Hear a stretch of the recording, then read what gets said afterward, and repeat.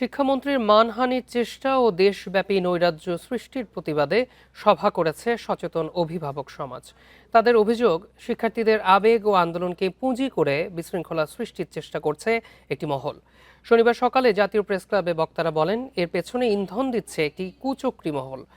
এ সময় শিক্ষামন্ত্রীর দূরদর্শী নেতৃত্বের প্রশংসা করেন তারা।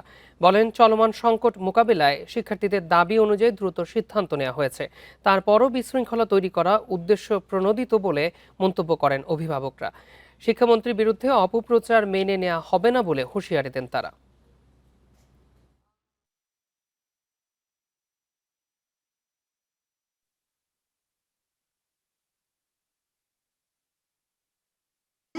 থেকে 2005 পর্যন্ত ডক্টর আনোয়ার হক মিলন বাংলাদেশের শিক্ষাখাতকে এক উজ্জ্বল নক্ষত্রে পরিণত করেছেন। তার বিরুদ্ধে একটা দুর্নীতির মামলা করতে পারে নাই, একটা দুর্নীতি প্রমাণ করতে পারে নাই।